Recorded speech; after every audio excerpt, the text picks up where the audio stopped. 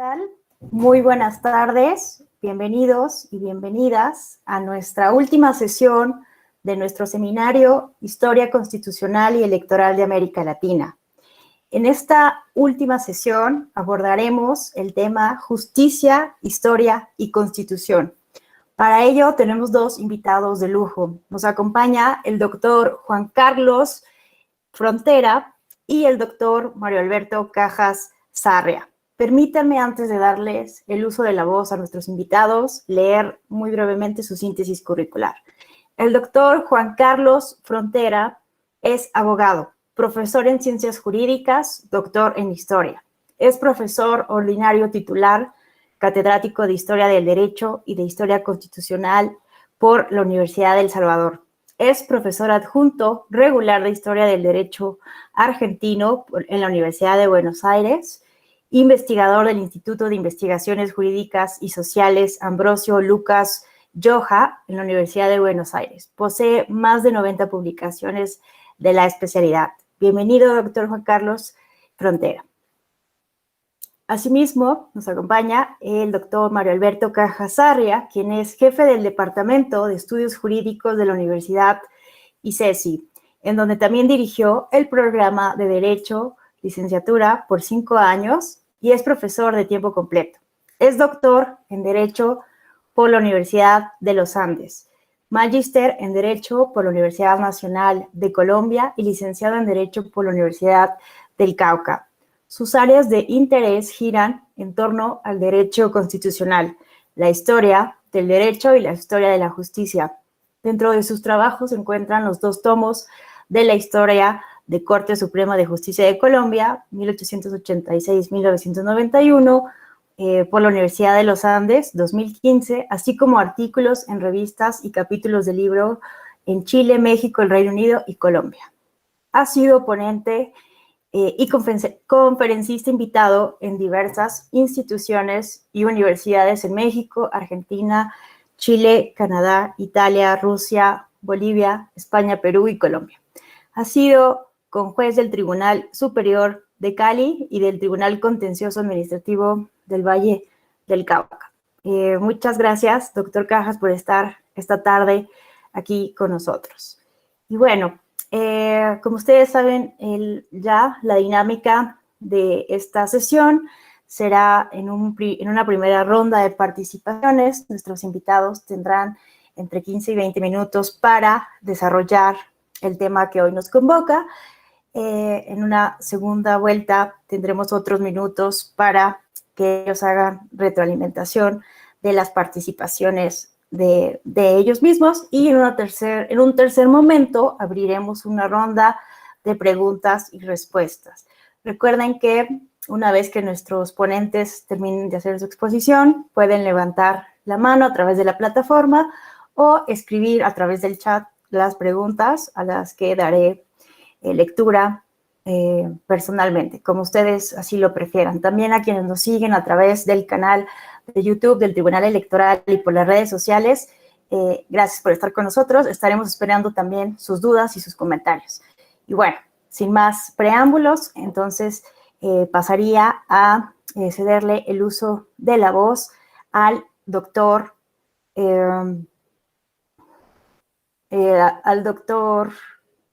Juan Carlos Frontera.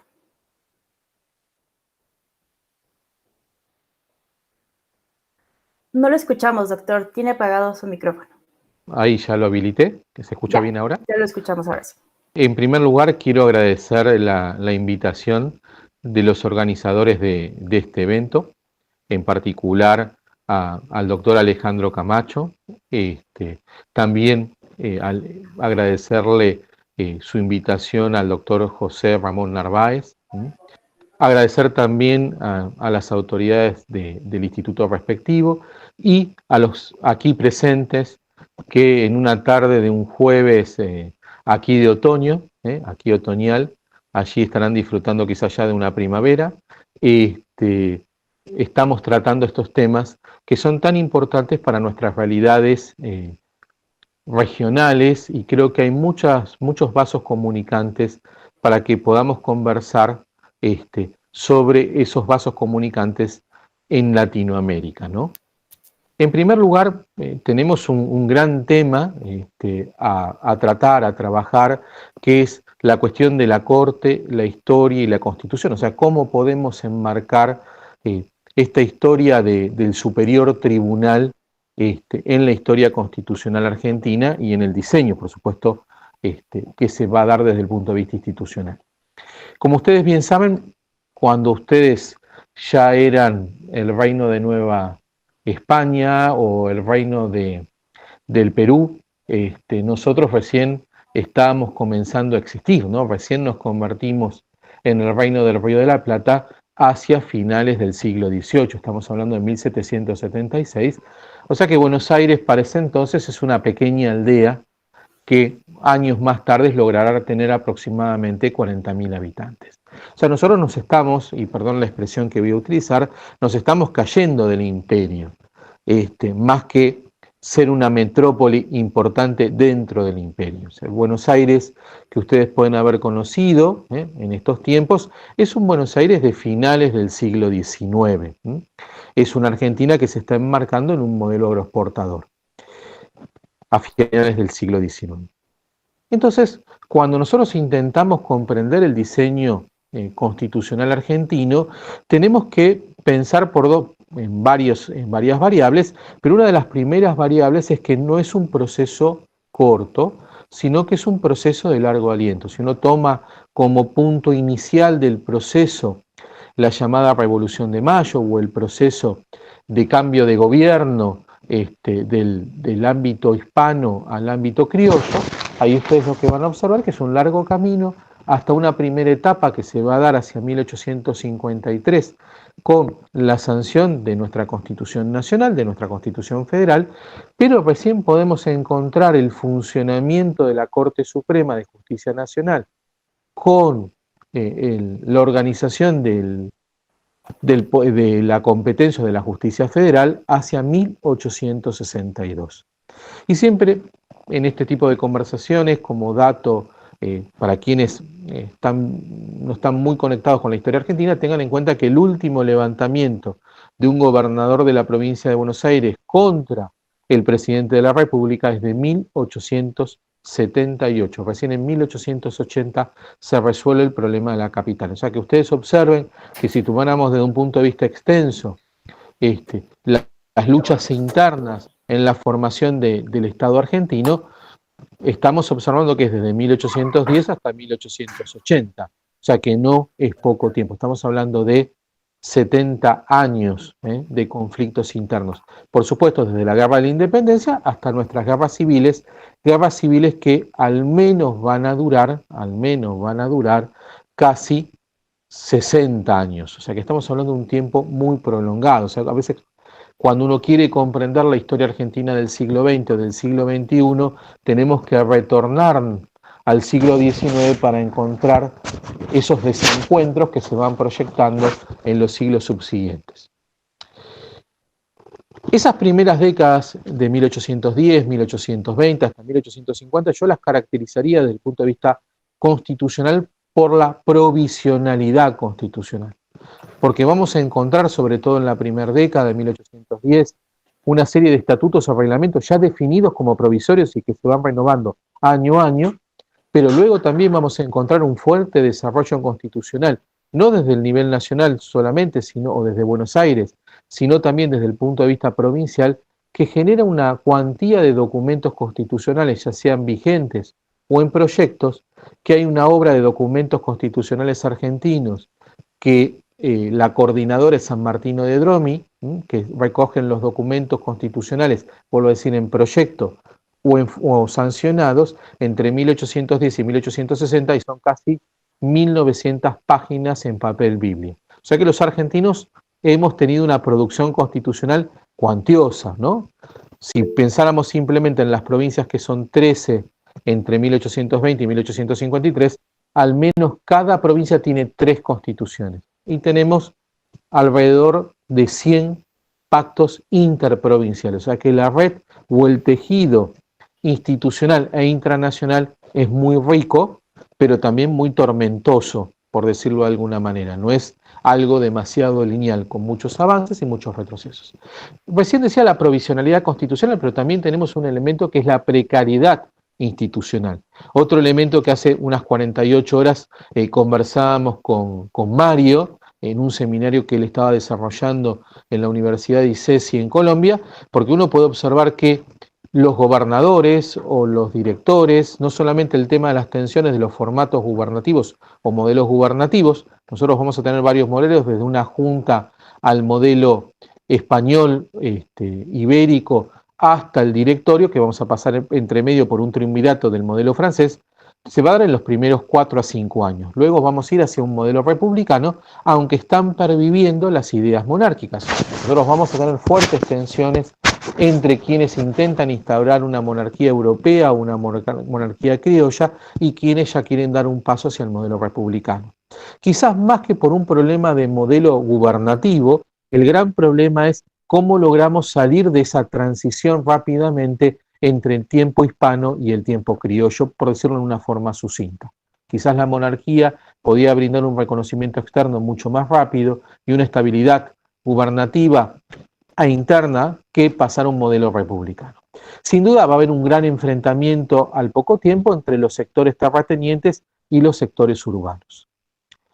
Eso va a ser la gran división que va a haber entre unitarios y federales, que al fin y al cabo cuando uno los comienza a analizar en forma particular, más que unitarios y federales, estamos viendo un modelo cultural, un modelo económico, ya sea el comercio o la producción agropecuaria, pero también un condicionamiento en la conformación del poder, cómo logro el poder, ya sea los unitarios desde los centros urbanos, o sea, con una fuerte presencia comercial, y los federales que provienen desde el ámbito del campo, del ámbito rural, donde por supuesto va a haber una presencia mayor del personalismo, que nosotros vamos a hablar del caudillismo.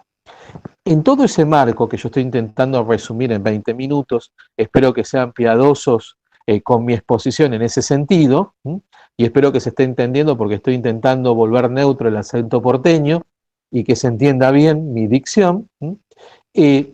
Ahí lo que vamos a encontrar es la formación del Poder Judicial.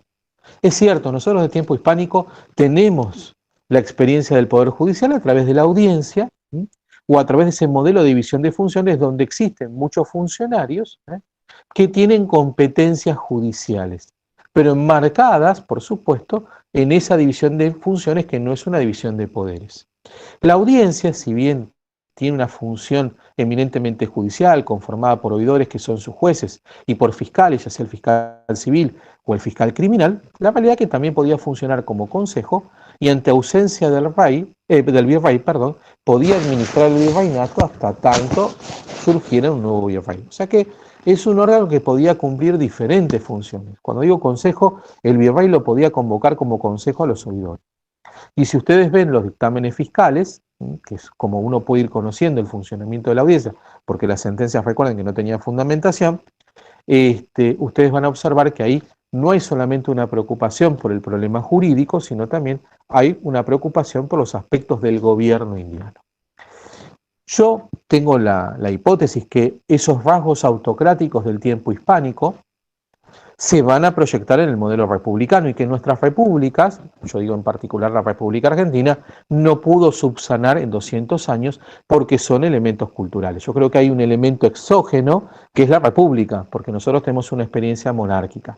Si bien es cierto, a diferencia de nuestros compatriotas peruanos o en el ámbito mexicano, que hay una nobleza hispana, nosotros en el Río de la Plata no vamos a tener esa nobleza hispana, ni nuestro Buenos Aires va a alcanzar a tener el esplendor de esas capitales como Lima o México. Menciono dos ciudades, por ejemplo, recuerdo el Zócalo de Puebla, que uno siente que está entrando en ese mundo hispano, ¿no?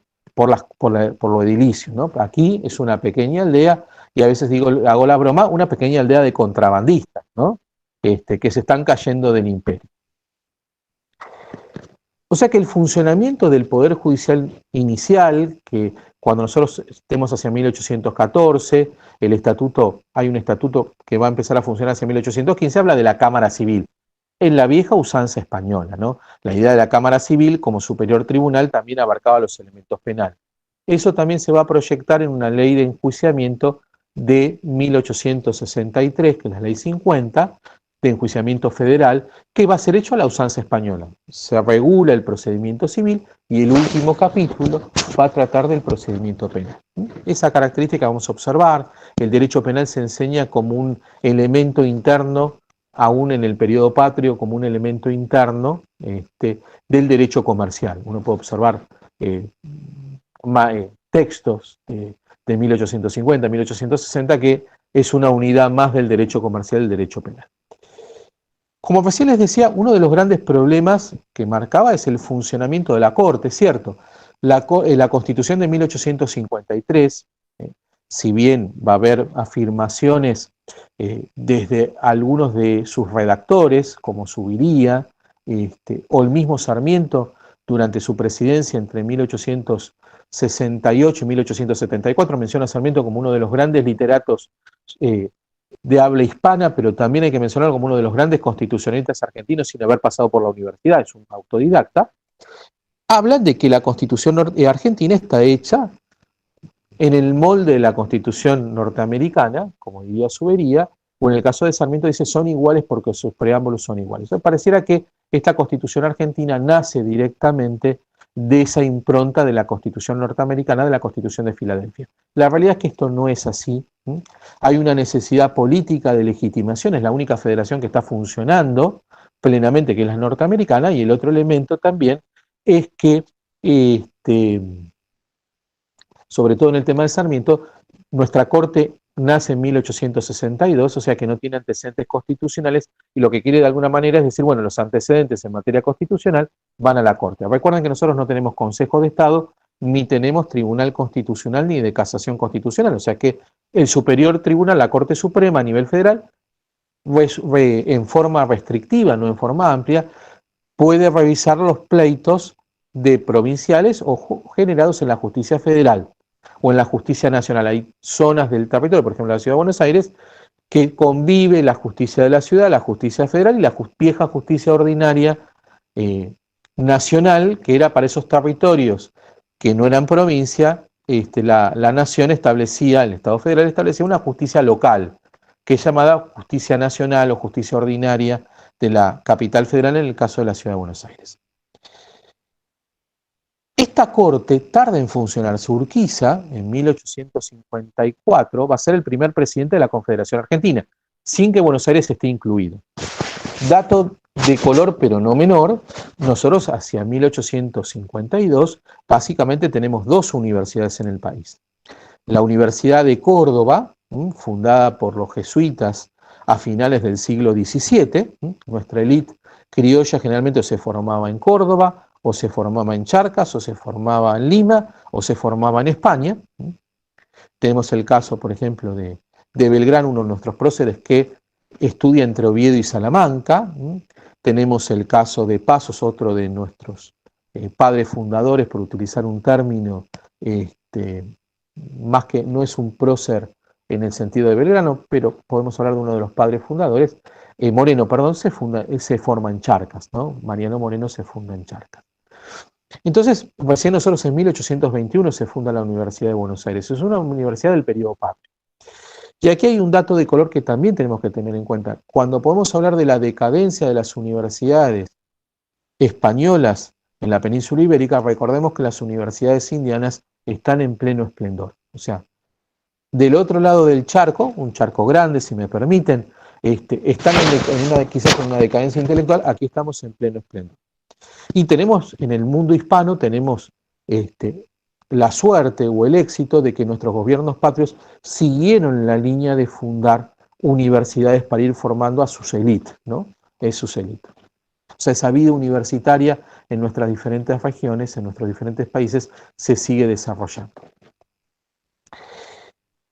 Al no estar Buenos Aires, a Urquiza, para algunos que han estudiado el proceso de la Corte, les resulta muy difícil poder conformarla, poderla constituir. Al no estar Buenos Aires, pensemos en un Estado federal, no está completa la Cámara de Diputados, no está completa la Cámara de Senadores, porque a diferencia de los norteamericanos, Buenos Aires, aun siendo capital, distrito federal, va a tener senadores, o el Distrito Federal tiene senadores, tiene representación en la Cámara Alta. Y hay uno de los polos universitarios más importantes, más joven pero tan importante como el de Córdoba, que no está aportando a sus juristas. Nosotros tenemos la presidencia de Urquiza, que va a ser entre 1854 y 1860, se habla del periodo de la Confederación Argentina. Esto se extiende 2 años más porque va a haber un segundo presidente que es Derqui. Derqui no va a poder terminar la presidencia, ¿por qué? Porque básicamente se incorpora a Buenos Aires después de 2 batallas, hay un pacto, que es el Pacto de San José de Flores de 1869, y Mitre va a ser el primer presidente del periodo nacional. Si alguna vez van a alguna biblioteca argentina y ven el periodo de legislación, van a ver 2 tomitos primeros del análisis de legislación que habla de la Confederación Argentina, y de 1862 en adelante, 1862 en adelante, se habla de las leyes nacionales. Dato, elemento también a tener en cuenta, somos un Estado federal, pero utilizamos un término unitario que es Estado nacional. Alberdi, en una obra que se llama El Sistema Rentístico, habla de que la Argentina, más que una federación o confederación, es una unidad federativa, es un Estado unitario con algunos rasgos federales. Yo coincido más con esa hipótesis de Alberdi del sistema rentístico, que no voy a desarrollar ahora porque si no me consumo los 20 minutos y Mario no va a poder hablar, y después se va a enojar Mario conmigo. Entonces, y seguramente Mario va a decir cosas más inteligentes que yo, así que esto tómenlo como un espacio publicitario, nada más hasta que llegue Mario y Carlos. En este punto, la Corte sí se puede conformar en 1862, y Mitre da un paso importante para ese primer alto tribunal, que va a ser que va a elegir a aquellos que no son partidarios de él. Elige a todos los del sector contrario. Y ahí hay todo un problema de diseño en la Corte, en cuántos tienen que ser sus miembros. La Constitución de 1853 habla de 5, pero luego de 1860, con una reforma, cuando se incorpora a Buenos Aires, ya se quita el número, y ahí el Poder Ejecutivo va a tener una fuerte discrecionalidad, por supuesto con anuencia del Legislativo, cuando tiene mayorías en las cámaras, para ir yendo de 5 a 7, de 7 a 9, que es la mayor expresión. Si ustedes me preguntan, el mejor número es 7, 5 es poco, porque al ser 5 se enferma, se muere alguien y quedan 3. 7 es un número mejor, y 9 me parece que es demasiado para un órgano colegiado, pero desde el punto en un sentido restrictivo, ¿no? Si se generan peleas o tensiones, poder lograr la unión de 9 es más complejo que lograr la unión o la participación de 7. Yo en ese sentido también les digo que el diseño argentino tiene que hacer una reflexión con respecto a la durabilidad de los miembros de la Corte. Para mí los miembros de la Corte me parece más el sentido mexicano o el sentido italiano, con una duración dentro de la permanencia. No puede ser de por vida mientras que dure mi buena función, o hasta los 75 años. Tiene que haber una renovación generacional, pero esto tampoco lo voy a desarrollar ahora. La Corte, en esa vida institucional, va a tener tensiones sobre la división de poderes. El Poder Ejecutivo en Argentina, a partir de 1860, no por un tema normativo, pero sí por un tema cultural, durante la presidencia de Juárez Celman, que es entre 1886 y 1890, cae antes, hay una crisis política, y asumirá su vicepresidente en 1890, Juárez Celman establece lo que se llama el unicato. El presidente tiene que dominar el Congreso, ambas cámaras. El presidente tiene que dominar a los gobernadores. Fíjense, en un modelo federal este concepto: tengo que dominar a los gobernadores, tengo que dominar a la Corte y tengo que dominar a mi partido político. Todavía claramente los partidos políticos están naciendo. Yo creo que en la Argentina en este momento no tenemos partido, lo que tenemos son movimientos políticos, ¿no? Los partidos políticos son instrumentos jurídicos para las elecciones, pero siempre se funciona enfrente. No por el peronismo solamente, por si alguno lo está pensando, sino también por el propio irigoyenismo, que es dentro del radicalismo, que es a principios del siglo XX, ¿no? Fíjense cómo nosotros hablamos de menemismo, kirchnerismo, macrismo, cristinismo, albertismo. Eso es una herencia hispánica. Yo creo que ahí nosotros tenemos un rasgo autocrático, no digo positivo, pero ese personalismo viene del tiempo hispánico. O sea, hay elementos culturales que nos impiden entrar de lleno en un modelo republicano, ¿no? Al presidente le exigimos que sea un rey sin corona, ¿no? Insisto, cuando yo veo Perú o veo México, claramente ustedes conviven con 2 imperios, los imperios indígenas y el imperio hispánico. Nosotros no tenemos casi ninguno de los dos, y fíjense en los rasgos autocráticos que siguen perviviendo en nosotros. ahí aparece la figura del caudillo político, ¿no? Aquel que entra, domina y nadie le puede disputar el espacio. ¿Mm? Nadie le puede disputar el espacio. Si le disputan el espacio, hay debilidad presidencial. Y si hay debilidad presidencial, el presidente está en serios problemas. Por eso las elecciones de mitad de término se vuelven tan importantes para ganar y mantener las mayorías en las cámaras. Que eso está reduciendo de alguna forma el espíritu de negociación. Pues si yo tengo una buena negociación con la oposición, ¿por qué no puedo lograr acuerdos políticos para gobernar? La Corte va a convivir en esto. Yo también en un sentido, yo creo que en algún sentido la doctrina constitucional, no digo la mayoritaria argentina, insiste a veces con una idea de que la Corte tiene que ser un órgano técnico. Para mí la Corte Suprema de Justicia Nacional, al ser un sistema republicano, es un órgano político que se basa en una fundamentación jurídica desde el punto de vista técnico para resolver. Pero la prudencia, y las virtudes políticas tienen que estar presentes. Y tienen que generar un contrapeso con el legislativo y el ejecutivo, sobre todo con el ejecutivo, en esas características de este hiperpresidencialismo, no al modelo norteamericano. Yo creo que en el caso argentino es mayor todavía por los propios aspectos culturales y por un problema de desarrollo económico de las regiones. Al ser desparejo, los gobernadores a veces no tienen la autonomía económica para tener el poder suficiente frente al presidente. En Estados Unidos los gobernadores económicamente pueden tener más poder y desarrollo institucional, tanto más que el presidente. Hablar de quizás California como la octava economía del mundo. La Corte, y esto para ir cerrando, no sé cuánto tiempo me queda, Alejandro. Estoy calculando, creo que me quedan 5 minutos. Ya estamos sobre el tiempo, doctor, pero si quiere extenderse otros 5 minutos, no hay problema. Les robo 5 minutitos para poder concluir esta idea. La Corte, tengan en cuenta que va a participar de alguna forma activa desde el punto de vista parainstitucional en los golpes de Estado.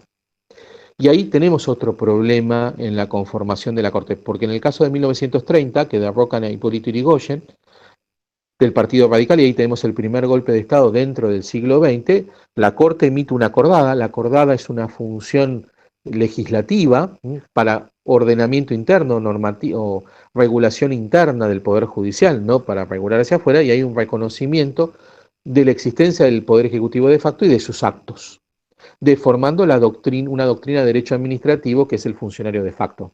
No es el funcionario que se excede, como decía la doctrina administrativa, que se excede en sus funciones. Acá es alguien que usurpa el poder. Este mecanismo de comunicación del Poder Ejecutivo de facto a la Corte Suprema para que la Corte Suprema emita la acordada se repite en 1943. O sea que la Corte o los miembros de la Corte Suprema en ese momento, cuidado que apoyan un periodo de facto, un gobierno de facto, y no mantienen o respaldan un gobierno democrático, un gobierno de iure. Ahí tenemos un problema, ¿no? Eso va a dar lugar a que en futuros golpes de Estado, que vamos a tener unos cuantos en el siglo XX, que se van a siempre poner con esa, entre comillas, revolución, para que parezca más romántico y fundamentación, y revolucionario y refundacional, pero la realidad es que son golpes de Estado, son atentados contra la vida institucional, atenta por supuesto contra el federalismo y contra la república, pero también contra el funcionamiento del Poder Judicial. Porque ahí vamos a tener otro problema más, que es la legitimidad de los jueces. O sea, los jueces que son nombrados en el periodo de facto y los jueces que siguen quedándose en el periodo de facto. No lo voy a desarrollar, pero tenemos dos presidencias que tienen este problema, expresamente, que va a ser la presidencia de Frondizi en 1958 y la presidencia de Alfonsín en 1983, con el último retorno a la democracia, que estamos próximos a cumplir 40 años. O sea que muchos miembros de la Corte en esos momentos participan de alguna forma apoyando esos periodos de facto. Y esa va a ser la gran demanda o la gran dificultad que vamos a encontrar en los periodos de iure para poder reconstituir el Poder Judicial, o sea, legitimarlo nuevamente y poder legitimar también el funcionamiento de la Corte, vuelvo a decir, cuando se retorna al periodo de iure. Esto es grave porque, para hacerlo sintéticamente y no desplazarme más, nosotros tenemos al menos dos reformas constitucionales que se dan en periodo de facto. La de 1957, que hasta hoy queda ese artículo, que es el llamado 14 bis, y la de 1972, que es una reforma integral a la parte orgánica de la Constitución. O sea, que va a durar entre 1972 y 1981. Como en el 81 todavía estamos dentro del proceso, no se va a llamar una convención constituyente. Por eso Alfonsín va a asumir con la Constitución del 53 y las reformas, que no las voy a mencionar por falta de tiempo, pero del periodo de iure. Entonces, creo que en este proceso, y para cerrar la conclusión final, en este proceso que tenemos de restauración de la democracia de 1983, y que pronto vamos a cumplir 40 años, a veces los argentinos somos muy críticos, ¿no?, de nosotros mismos, y a veces podemos ser hasta lapidarios, pero yo creo que hemos tenido un crecimiento institucional muy importante, donde estamos aprendiendo, y uno no aprende de un día para el otro, a poder construir una república y una democracia, con avances y retrocesos, porque son elementos culturales, no solamente de diseño normativo. La norma puede decir muchas cosas, pero los hombres y las mujeres que habitamos un país somos los que vamos haciendo el tejido sociológico para el funcionamiento de las instituciones. Yo intento siempre tener una mirada positiva, los presidentes irán aprendiendo, los miembros de la Corte irán aprendiendo y los congresos irán aprendiendo y los argentinos también iremos aprendiendo en este proceso. Logramos en el 2001, con una crisis económica, política y social, tener 8 presidentes en una semana y salir con la ley en la mano y la Constitución en la mano. Eso no es poco. Muchas gracias y bueno, espero que los argentinos sigamos aprendiendo, ¿no?, con avances y retrocesos, pero quiero tener una mirada optimista. Gracias. Al contrario, doctor Frontera, muchas gracias a usted. Muy interesante este recorrido histórico por el Estado argentino, por la formación de la Corte Suprema. Muy interesante todo lo que nos menciona. Destaco esto, me llamó la atención que menciona del carácter político que también tiene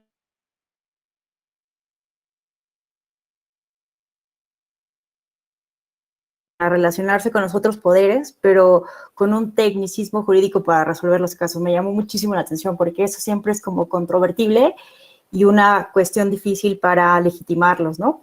Entonces, simplemente quería llamar eso. Ahora pasamos a darle el uso de la voz a nuestro segundo invitado, al doctor Mario Cajas. Adelante, doctor, lo escuchamos.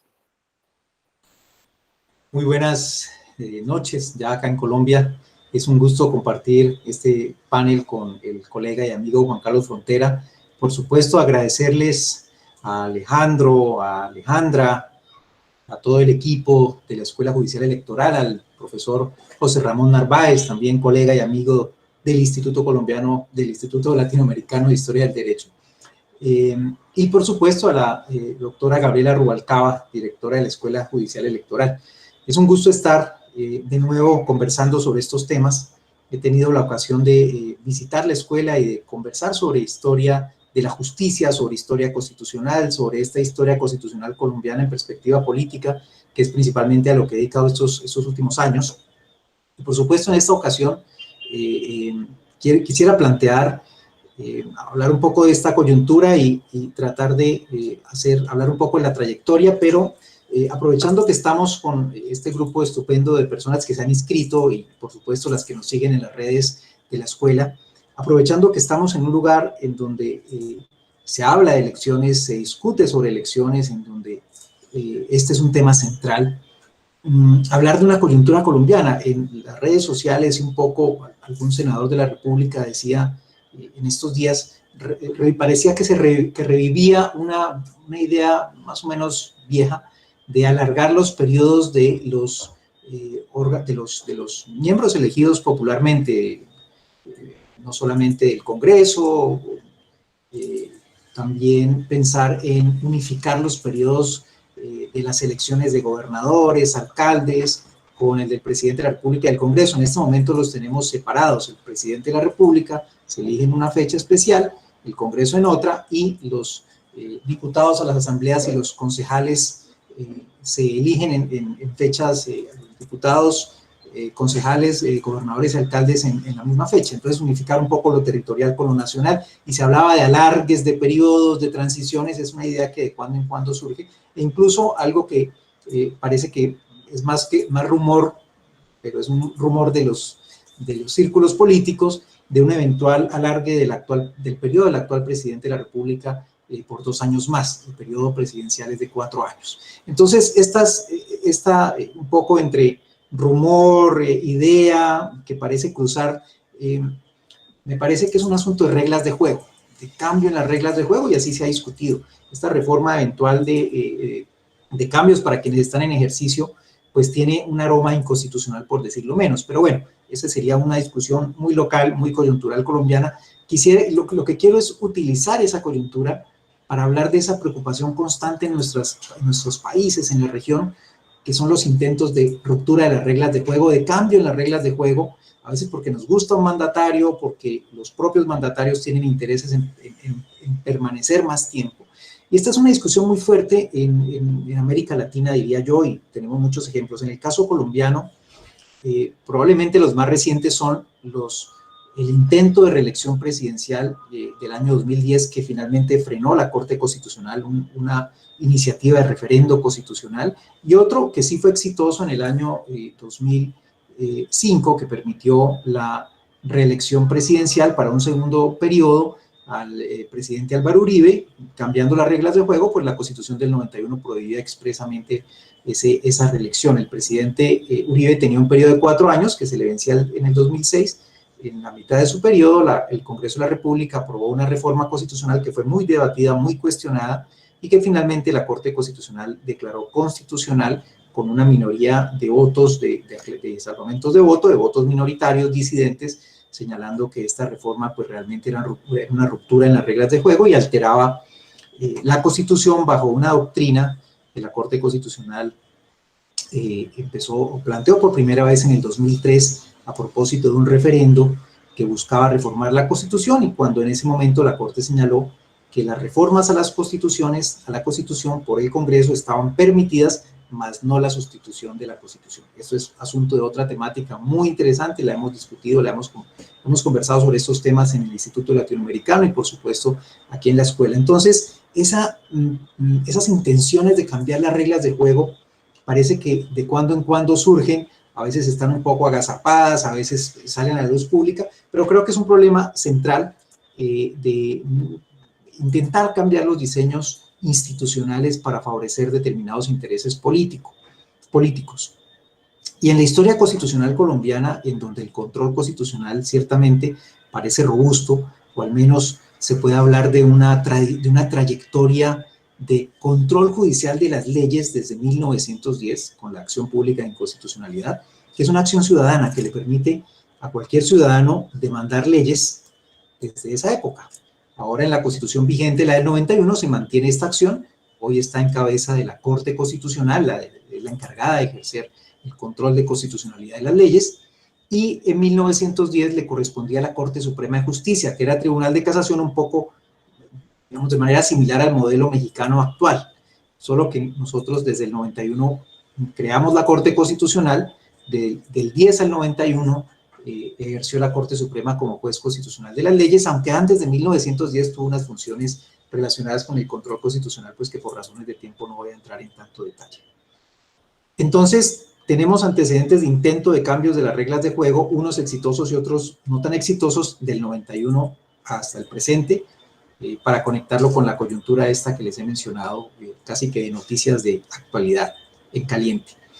Pero si hacemos una reconstrucción de esa trayectoria del control constitucional, que como he dicho hace unos minutos, podría plantearse como robusto, en esa etapa de 1910 a 1991, que es la que he explorado con más detalle y que da origen al libro de la historia de la Corte que mencionó Alejandra, pues hay varios episodios, yo quisiera mencionar en especial uno, que creo que nos permite como ilustrar qué tan grave puede ser romper las reglas de juego, qué tan complejo y cuáles son los efectos que produce una ruptura en las reglas de juego. Para el año 1946, recuerden que la Corte Suprema era juez constitucional, estamos en un periodo en donde empieza a surgir una violencia bipartidista, liberales y conservadores que dominaban la escena política y se repartían en buena medida el régimen político con hegemonías liberales, conservadora, liberal a lo largo de la primera mitad del siglo XX. Para 1946 hay una división entre el Partido Liberal y entonces llega a la presidencia de la República Mariano Ospina Pérez, líder conservador, pero tiene que enfrentar unos vestigios importantes de mayorías liberales en el Congreso de la República y en todos los órganos de elección, asambleas, consejos. Es decir, el mapa político colombiano de los órganos de elección popular es rojo, el Partido Liberal es rojo, y el Partido Conservador, que es azul, domina en el Ejecutivo porque llega prácticamente accidentalmente al Ejecutivo a recuperar el poder luego de que desde 1930 los liberales sean la hegemonía.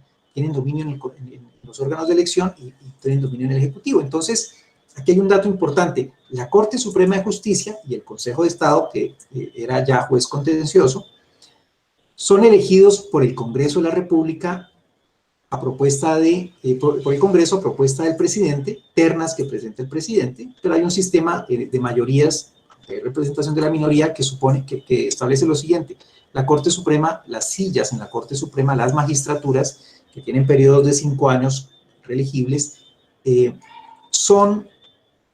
se determinan de acuerdo, proporcionalmente, de acuerdo al número de escaños en el Congreso. Es decir, si hay mayorías liberales en el Congreso, la Corte es mayoritariamente liberal; si es conservadora, mayoritariamente conservadora. Para 1946, la Corte Suprema es mayoritariamente liberal, con un presidente conservador y con un Congreso liberal. Es decir, dos de las 3 ramas del poder están en manos liberales y una en manos conservadoras.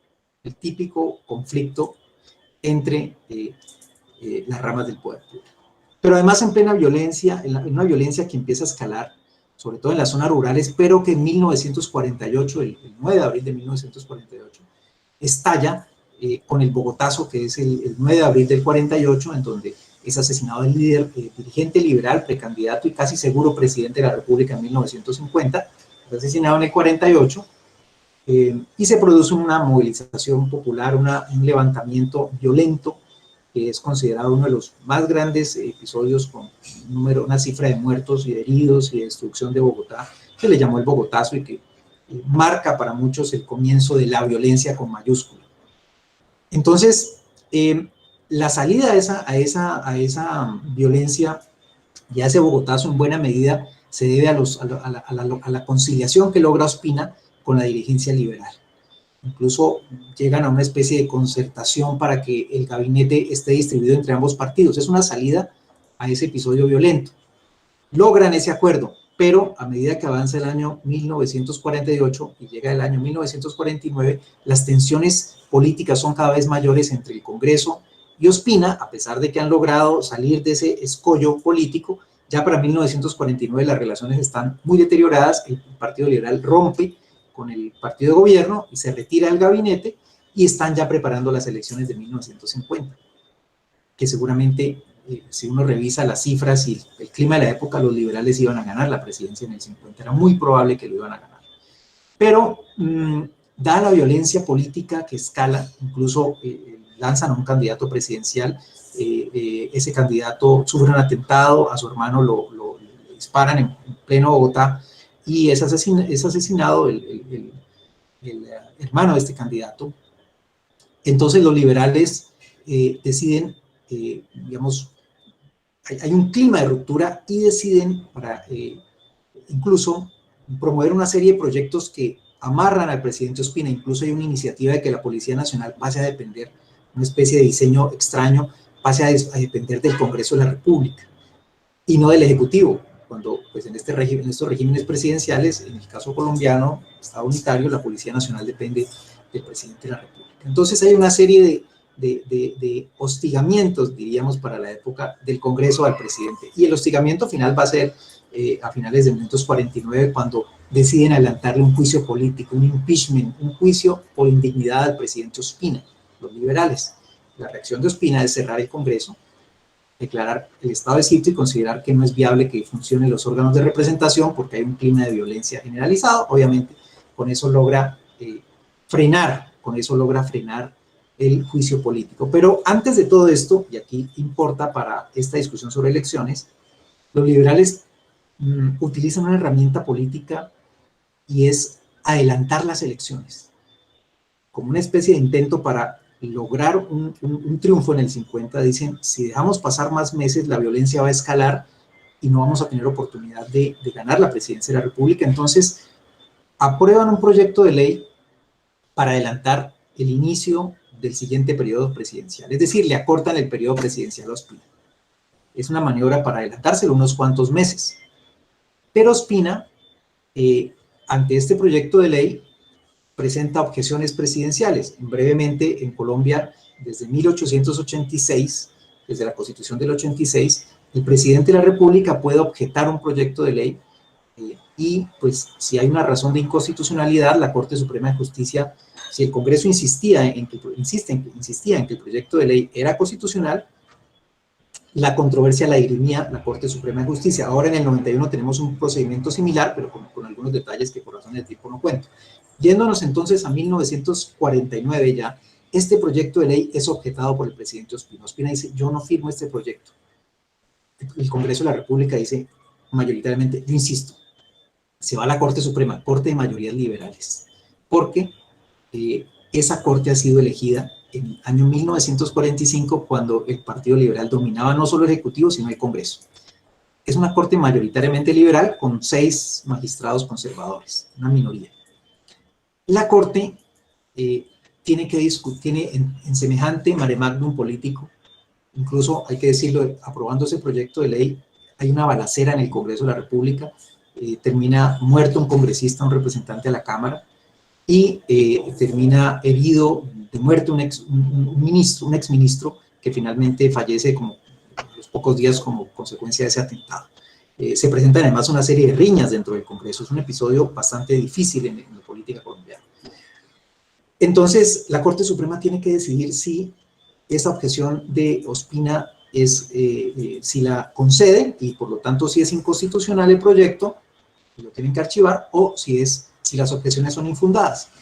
Pero la Corte Suprema desde 1912 ha señalado que ella no puede ejercer control constitucional de las leyes sobre vicios de trámite, y es una precedente que se mantiene, pero la Corte justo en este momento escucha los argumentos de Ospina. Lo que plantea Ospina es que esta ley que adelanta las elecciones debió haberse aprobado como un código, porque en Colombia existía el código electoral, bueno, existe hoy también. El código electoral de la época era el que señalaba las fechas de las elecciones. Entonces lo que dice Ospina es, si se adelantan las elecciones, tienen que modificar el código.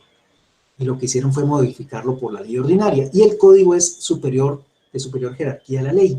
La Corte Suprema entra a estudiar el asunto y dice, realmente revisando las fuentes del derecho en Colombia y la doctrina, pues no existe una superioridad jerárquica, un código es una ley. Y como un código es una ley, el Congreso actuó bien porque cambió el procedimiento.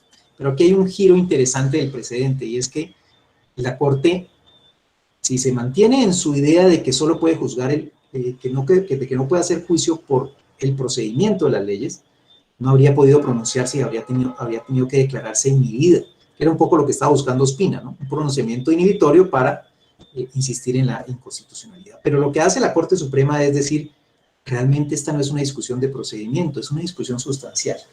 Porque aprobar una ley, digamos, cometer un error en la aprobación de una ley, no aprobarla como código y no como una ley ordinaria, dice la Corte, no es un error de procedimiento, realmente es un problema material.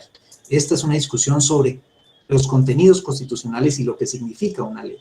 Y con este argumento, sin cambiar su precedente, dice la Corte, no cambio mi precedente, me mantengo en mi precedente, estoy haciendo un juicio sustancial constitucional, y le da la razón al Congreso. Obviamente, esta es el fósforo que necesita ese combustible político, y se incendia. La reacción de Ospina va a ser durísima, insistiendo en que es una Corte politizada, el directorio conservador lo hace, la Corte se defiende con un comunicado muy digno, muy judicial además, diciendo que el fallo fue ajustado a derecho, como suelen ser todos los comunicados de los jueces cuando hay algún tipo de comentario político. Y entonces esta Corte, lo más grave es que todos los magistrados conservadores salvan el voto, ¿no? Todos salvan el voto, entonces la lectura de que es una Corte dividida entre conservadores y liberales arrasa la Corte. Y Ospina, bueno, pasan los días, finalmente pues está obligado a sanciona a regañadientes, pero como pasan otros meses más, esto queda en nada, esta ley finalmente no se aplica, porque Ospina cierra el Congreso, decreta el estado de sitio, y no solamente cierra el Congreso, sino que cambia el quórum de la Corte de tal manera que los conservadores tengan que ser tenidos en cuenta en las decisiones, lo cual previene el juicio de los decretos de estado de sitio, el juicio de constitucionalidad de los decretos de estado de sitio, como el del cierre del Congreso y otros tantos que va a dictar Ospina. Entonces, fíjense que es el cóctel perfecto para una crisis política, en donde entran a participar el Ejecutivo, el Congreso y la Corte Suprema de Justicia como juez constitucional. La Corte políticamente queda arrasada y aquí ya se empieza a hablar del derrumbe parcial del Estado en Colombia. Inicia el derrumbe parcial del Estado. La Corte entonces es elegida mayoritariamente. Ospina finalmente en 1950 va a ganar el pulso, le va a ganar el pulso a la Corte. ¿Y se lo gana cómo? Pues de dos maneras. Uno, declarando el estado de sitio y dejándola sin dientes, que tenga que haber una conciliación entre liberales y conservadores para bloquear. Para que ustedes tengan una idea del bloqueo, se demoraron más de una década en decidir una demanda de inconstitucionalidad contra el decreto que cerró el Congreso. Se demoraron más de una década. Y otro dato importante de esta coyuntura es que Ospina en 1950 dice, bueno, se cumple el periodo de los magistrados y tengo que ver cuál es el siguiente periodo. Tienen periodos de 5 años. Y dice, pues si el Congreso está cerrado, porque el orden público sigue turbado, tenemos que elegir nuevos magistrados y los elige por decreto de estado de sitio. Ese decreto de estado de sitio, dice él, de manera republicana, ¿no? Un poco republicana, que los magistrados van a ser, que la Corte va a estar compuesta paritariamente de liberales y conservadores. Eso es visto como un ejemplo de, digamos, de conciliación en una época crítica, pero realmente lo que hace es quitarle los escaños a los liberales, que eran mayoría, ¿no? Es decir, neutraliza a la mayoría con un argumento que es visto como plausible en su momento por muchos, ¿no? Este es un verdadero presidente republicano para zanjar las diferencias, mitad liberales, mitad conservadores en la Corte Suprema. No sé cómo estoy de tiempo, Alejandra. ¿Vamos bien?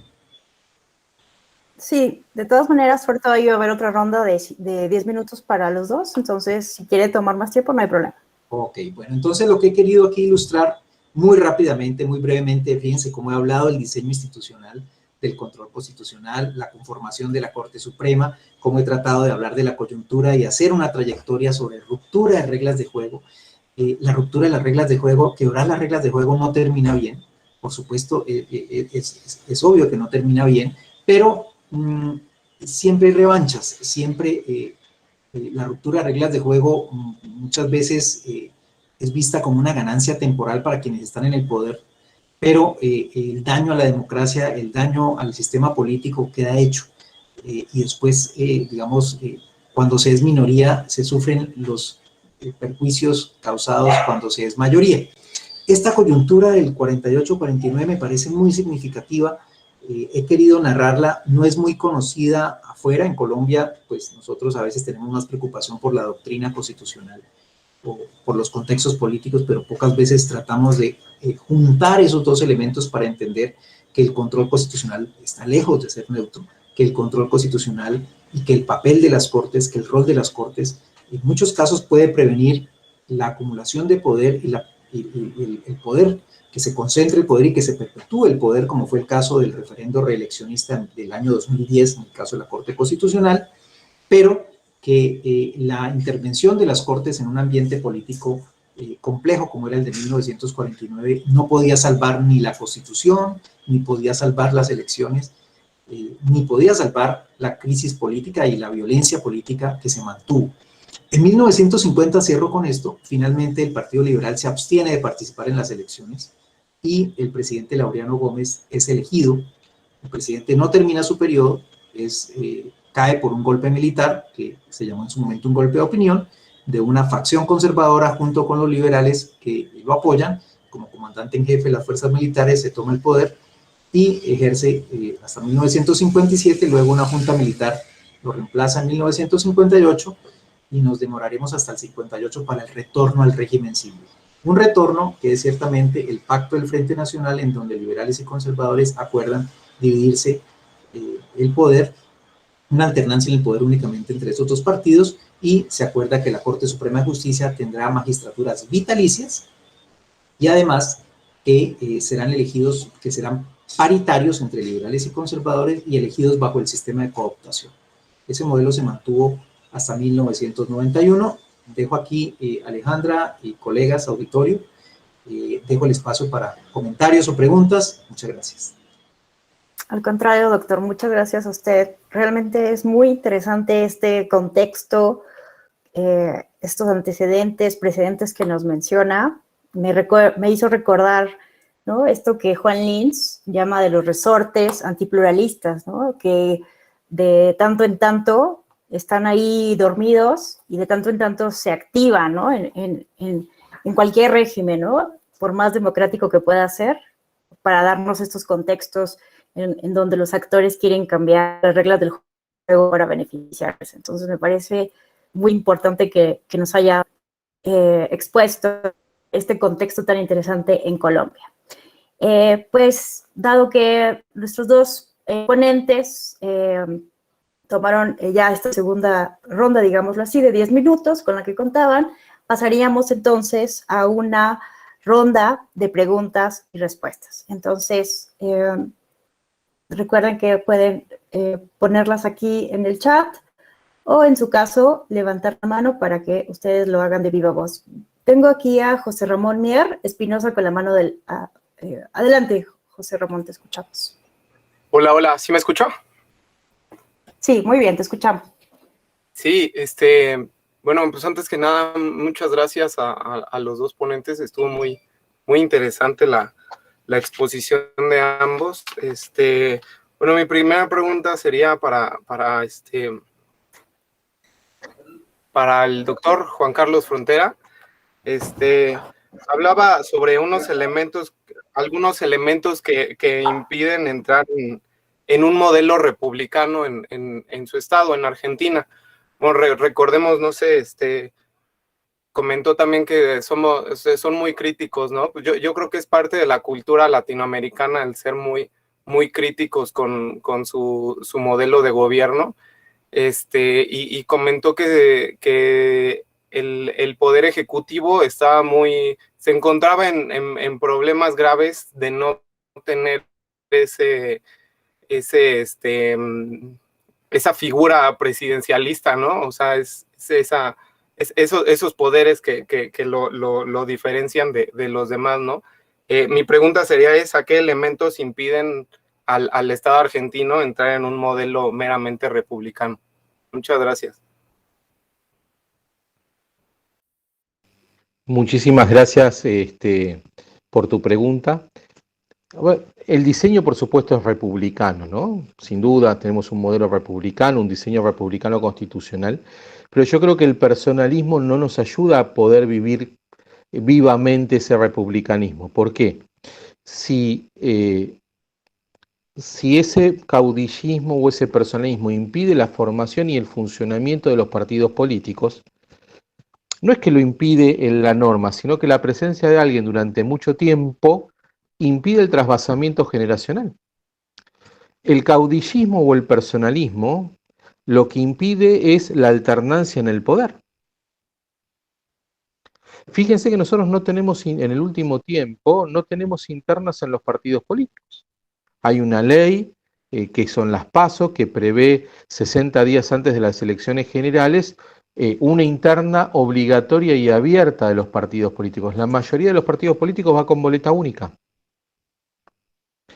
Entonces yo creo que hay un diseño republicano, por supuesto tenemos instituciones republicanas, pero nuestra cultura, y ahí traigo los rasgos hispanos de esa cultura, con rasgos autocráticos para poderlos definir con una categoría que sería entendible para todos, hace que ese personalismo perdure e impide esa alternancia en el poder más sana, impide el trasvasamiento generacional.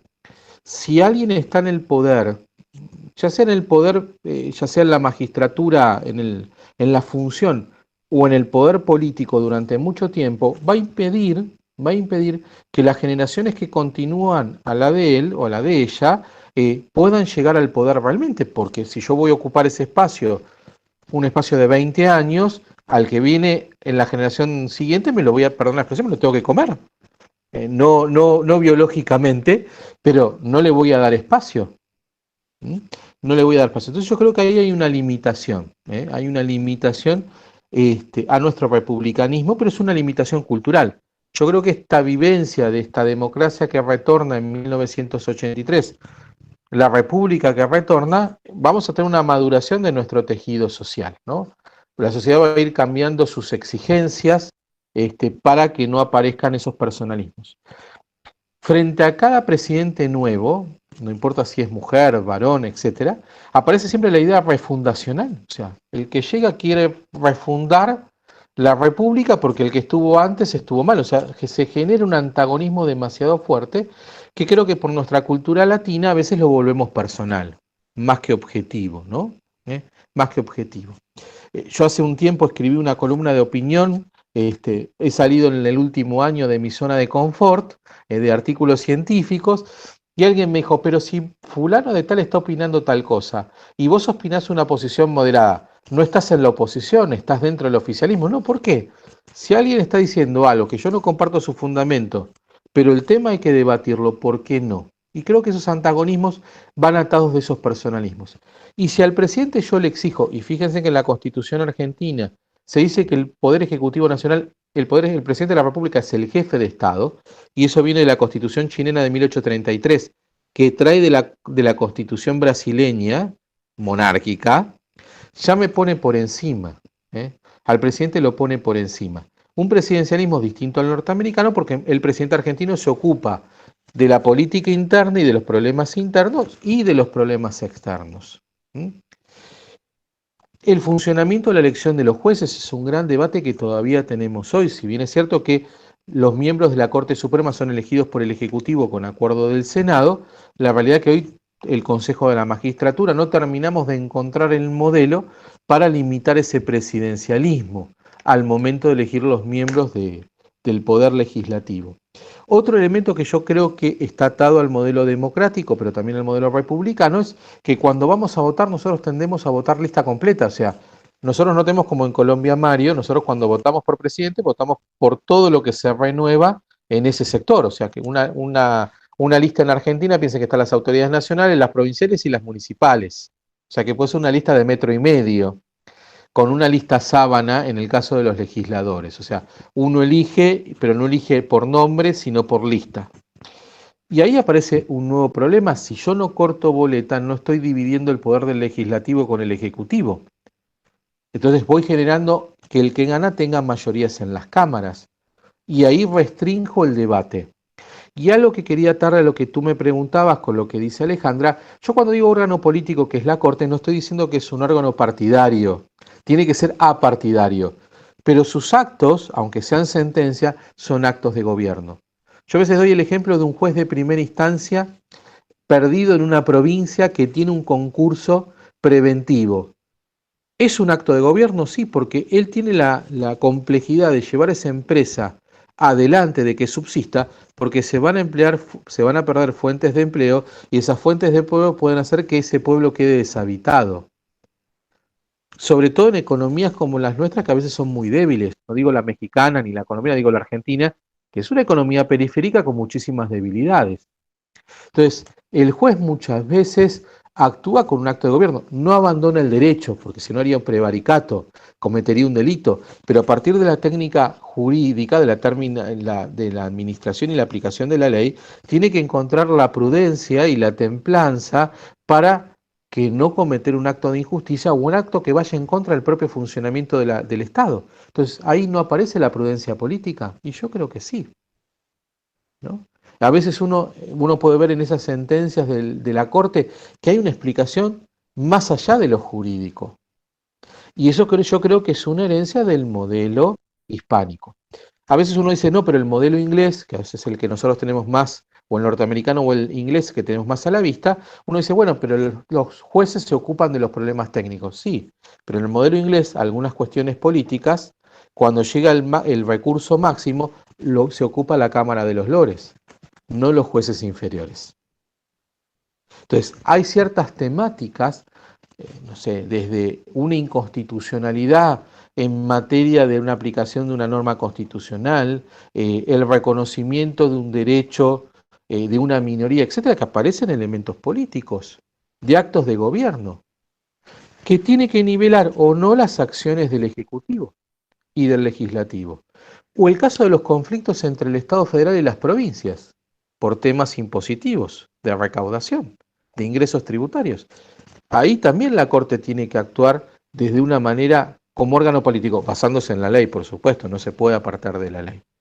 Pero insisto, volviendo a la pregunta original, yo creo que tenemos que ir construyendo esa cultura republicana, ¿no? Para que favorezca la alternancia en el poder. Fíjense que la Argentina, no importa el color político, siempre tenemos algunos problemas en la alternancia en el poder. Y eso también se debe a que no tenemos partidos políticos, tenemos movimientos políticos, que yo creo que hay una influencia de Karl Kraus, muy importante a principios del siglo XX. No sé si alcanza con lo que dije para dar respuesta, si no quedo, por supuesto, a disposición. Gracias. Muchas gracias, doctor Frontera. Muy interesante esto que nos dice, ¿no? Esta aclaración de cuál es su visión de la política, porque aquí muchas veces en el contexto de las discusiones en México, ¿no? Pareciera que política y derecho son dicotómicos, cuando en realidad creo que tendríamos que ir entendiéndolo como usted señala. Muchísimas gracias por esta explicación realmente muy buena que nos da. Tendríamos... me hicieron llegar 2 preguntas, una para cada uno de nuestros participantes. Para el doctor Frontera, ya nos mencionó que no hay una cultura republicana tan fuerte, pero ¿qué pasa en cuanto al federalismo judicial? ¿Qué tan adecuado o de calidad es el federalismo judicial? Con esa pregunta recordé justo que yo también hace poco revisaba un artículo sobre la paridad de género en Argentina y yo revisé que justo surgen estas primeras reformas a nivel subnacional. Entonces, me pareció muy interesante el federalismo argentino. La segunda pregunta es para el doctor Cajas y nos preguntan cuál es su opinión en torno al activismo judicial en el contexto de esta cuestión muy sui generis de Colombia, de la acción popular de constitucionalidad, que no la vemos en otros países. Entonces, si gustan, ahora empezaríamos, si están de acuerdo, con el doctor Cajas y después le daríamos el uso al doctor Frontera. Perfecto, muchas gracias.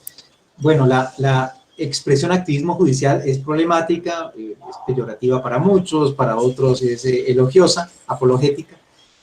Aquí yo creo que habría que dividir un periodo que es el de la Corte Suprema de Justicia, bajo la acción pública de inconstitucionalidad 1910-1991, y luego del 92 realmente cuando empieza a funcionar la Corte Constitucional a la fecha.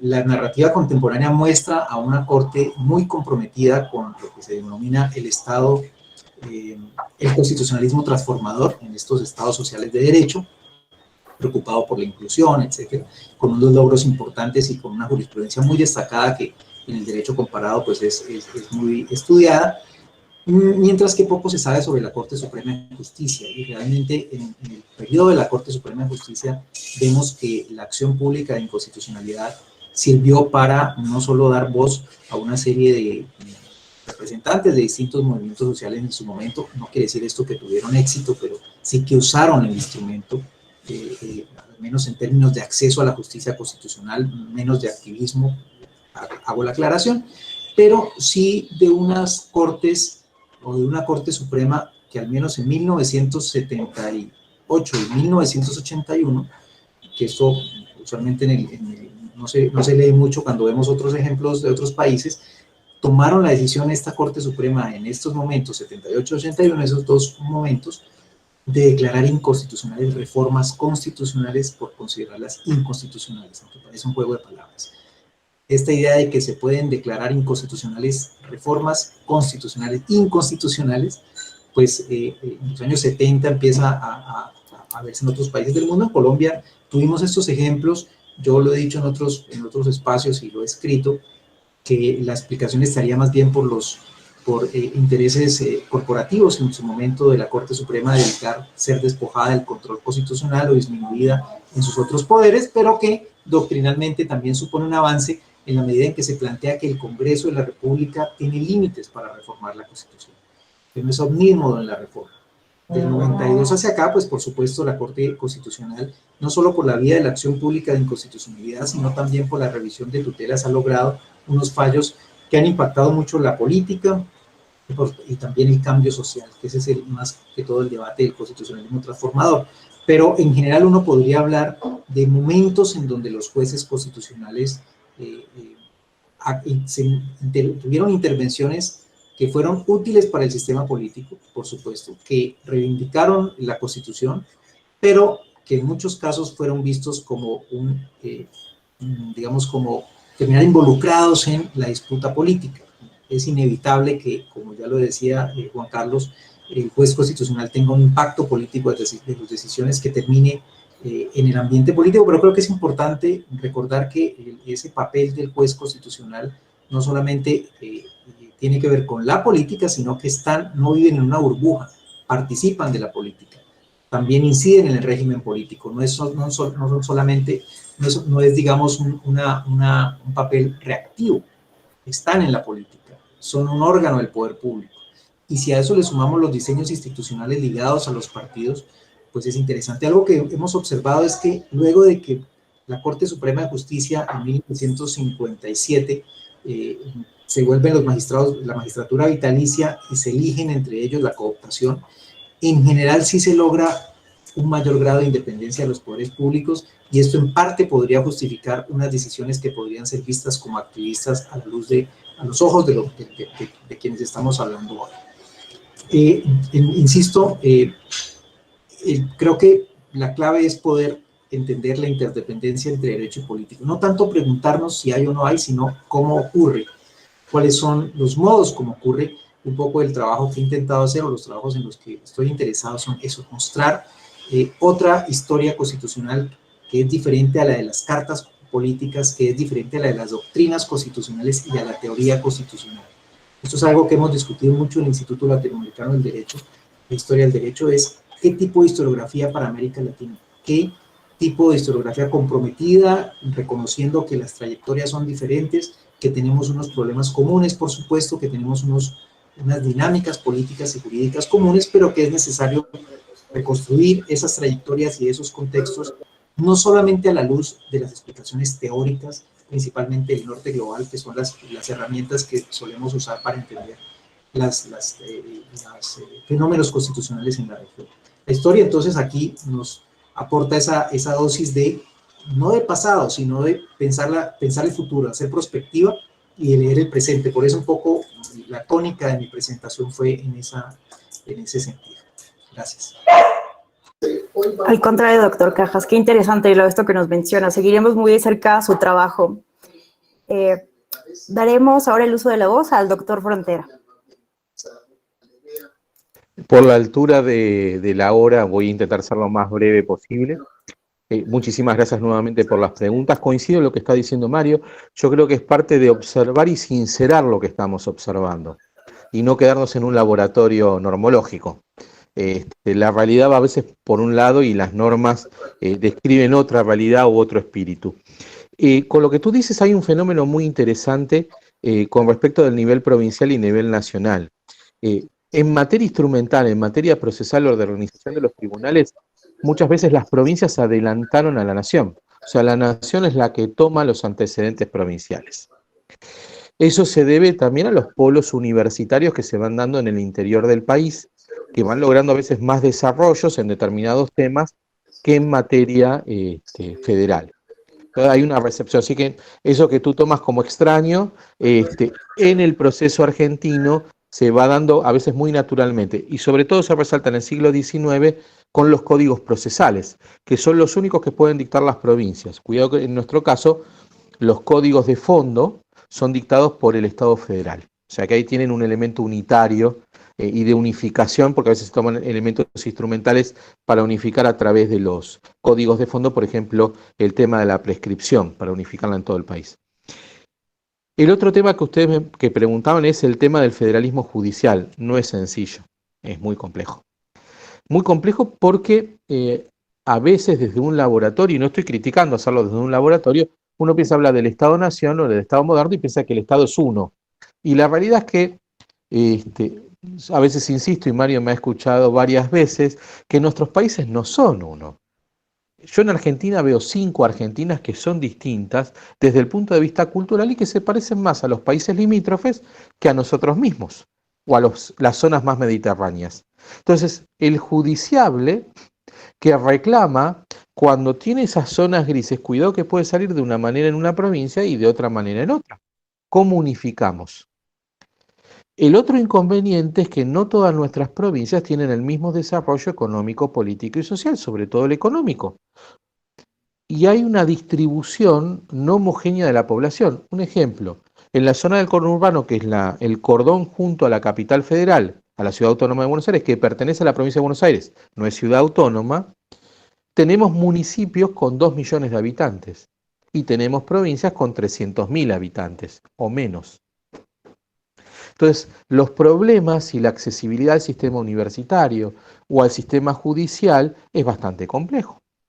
La formación de esos jueces o el mantenimiento en el tiempo de su formación, si están alejados de los centros universitarios, va a ser mucho más difícil que aquel que está cercano a los centros universitarios o a las academias donde se puede distribuir. Y el otro tema, que tiene que ver con lo anterior que dije, que son los diferentes presupuestos, los jueces de una provincia pueden ganar mucho más que los jueces de otra provincia. Y ahí también se genera otra desigualdad, porque el que más gane estando cerca de un centro de desarrollo universitario o aún lejos con un alto sueldo puede viajar, pero el que tenga un menor sueldo va a tener mayores dificultades. Entonces, ese desarrollo heterogéneo con un crecimiento desparejo en nuestras provincias o en nuestras regiones, atenta contra el federalismo, pero también termina atentando ¿contra qué? Contra la República o contra los poderes del Estado. Fíjense que nosotros normalmente cuando hablamos de golpe de Estado decimos, bueno, afecta a la República. No, afecta a la República y el federalismo. Porque cuando bajaba el general, perdón la expresión, ponía a todos sus oficiales en orden de antigüedad, del mayor grado al menor grado, y distribuía los cargos más importantes a menos importantes por el orden de mérito. Algo bien autocrático. Pero eso atenta contra la República y también contra el federalismo. Todo dependía del Poder Ejecutivo Central de facto. La vida parainstitucional también afectó. Yo utilizo el término parainstitucional porque yo digo, dentro de esos golpes de Estado intentaron establecer pautas parainstitucionales, ¿no? Dentro de la ilógica de esos golpes de Estado que son ilegítimos por naturaleza. Pero hay un atentado, ¿no? Atentado contra el funcionamiento institucional. Y después volver a la normalidad no es fácil, no es fácil. Yo creo que el modelo argentino insisto, es una unidad federativa, ¿no?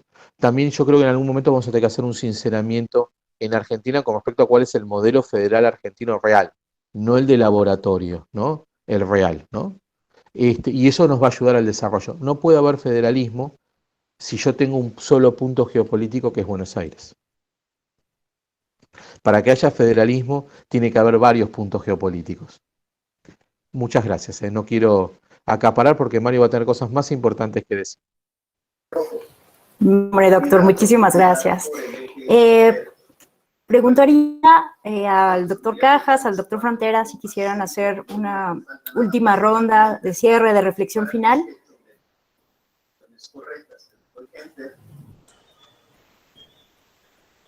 Carlos. Voy a hablar yo primero, no porque quiero acaparar, sino para que tú tengas el final del evento. Así que un acto de caballerosidad o de amistad desde el sur. Todos estamos en el sur, pero nosotros cayéndonos. No, yo creo que aquí, un poco enlazando la primera pregunta que gentilmente me hicieron, yo creo que tiene que haber un crecimiento cultural. O sea, quizás en ese punto, yo lo digo con respecto a mi país, cada uno haga sus elementos comparativos, son necesarias las políticas de Estado para que sucedan esos cambios. Uno habla de los derechos del niño, estoy dando un ejemplo quizás fuera de lo que estamos hablando, y mi generación, yo nací en los 70, no sabíamos mucho de los derechos del niño, pero mi hija que tiene 12 sabe de los derechos del niño porque en el jardín de infantes, el kinder, voy a utilizar una denominación sajona, le enseñaron que ella tenía derechos. Entonces, creo que nuestros estados se tienen que empezar a preocupar por la conformación del ciudadano, ¿no? Abandonar la idea del vecino, de la etapa hispánica, el que tiene propiedad y es padre de familia, o sea, el que tiene acceso económico, y empezar a educar a este ciudadano, ¿no? Educar al soberano, el gran desafío que se planteó en el siglo XIX, que no sé si se continuó tan fuertemente, por lo menos en mi país, en el siglo XX, y es el desafío en el siglo XXI, ¿no? Un ciudadano, un soberano, que tiene que acceder a los servicios, a los bienes y servicios para ser tal, porque si no accede no va a ser libre, y si no hay libertad no va a haber república. Gracias. Muchísimas gracias, doctor. Cederemos ahora el uso de la voz al doctor Cajas. Muchas gracias, profesora Alejandra y Juan Carlos, además por la generosidad de sus palabras.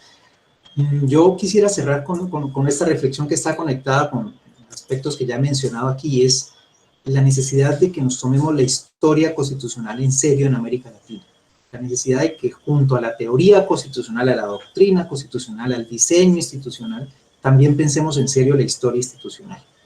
Y lo digo porque no solamente es un llamado a la manera como nuestras propias escuelas de derecho consideran esa historia constitucional. Muchas veces es vista como algo adicional, como una especie de marco de cultura general que hay que tenerlo, pero no lo relacionamos con el diseño institucional, con la teoría constitucional y con los debates de la doctrina constitucional. Y creo que hay una pérdida muy grande. Esa pérdida de memoria institucional es muy delicada porque creo que es la que nos enceguece para la perspectiva. Y creo que en el campo del derecho es aún más importante. En el caso colombiano, probablemente tener una constitución tan joven, que está cumpliendo 30 años precisamente este año, hace que en buena medida queramos hacer una especie de borrador, una especie de la Constitución del 86 es una nebulosa muy criticada, autoritaria, etcétera, pero dejamos de lado, claro que uno puede tener críticas con esa Constitución, por supuesto, y con la Corte Suprema como juez constitucional, pero no conocer lo que ocurrió, desconocer lo que ocurrió, no saber cómo se construyó esa historia, cómo se construyó la independencia judicial, cómo se construye, cómo está ligada al control constitucional, a la justicia constitucional, cómo las reformas judiciales están en ambientes políticos, no son aspectos técnicos desconectados, como por ejemplo se intentan hacer trasplantes, muchas veces sin éxito. Yo escribí hace unos meses a propósito de los 100 años del Tribunal Austriaco, que es realmente poco conocida, más allá de los constitucionalistas, por la ciudadanía y en América Latina, que Colombia pues, fue pionera en el control constitucional, en el control judicial de las leyes desde 1910, un poco antes del Tribunal Austriaco, por supuesto. No se trata tampoco de desconocer la manera como surgió y las complejidades de su funcionamiento posterior, pero al menos esa memoria creo que es necesario entenderla, hay que recuperarla, por supuesto, verla en perspectiva comparada, no solamente local, y creo que estos espacios, y aquí quiero aprovechar para reconocer el trabajo que viene haciendo la escuela con estas conferencias virtuales y encuentros que realmente, si uno los sigue, pues hay una gran cantidad de temas y de repertorio y este interés por conocer más allá de México otras dinámicas en perspectiva histórica. Yo creo que estos espacios ayudan a la reflexión y por supuesto hay que seguir investigando y seguir difundiendo. Dejaría ahí. Muchas gracias. Muchísimas gracias, doctor Cajas, doctor Frontera. La verdad es que estamos cerrando con broche de oro este seminario. No me dejaron mentir quienes aquí nos acompañan y también por las redes sociales y el canal del Tribunal Electoral. Ha sido bastante interesante. Hemos aprendido muchísimo con lo que ambos han aquí comentado sobre Argentina, sobre Colombia. Es indispensable, me parece, hacer más espacios de estos de diálogo para que juntos podamos comprender mejor la historia constitucional de países tan diferentes, pero al mismo tiempo tan similares, ¿no? Compartimos, me parece, más cosas de las que nos separan. Entonces, muchísimas gracias. Destaco esta idea de tomarnos la historia constitucional en serio para construir lo que nos dice el doctor Frontera, una cultura republicana auténtica, ¿no? Muchísimas gracias. A nombre de la Escuela Judicial Electoral, de la doctora Gabriela Rubalcaba, de los magistrados y magistradas que integran la Sala Superior del Tribunal Electoral del Poder Judicial de la Federación, agradecemos enormemente a ambos participantes que hayan estado aquí con nosotros, que nos hayan expuesto y compartido sus conocimientos. Muchísimas gracias y hasta la próxima.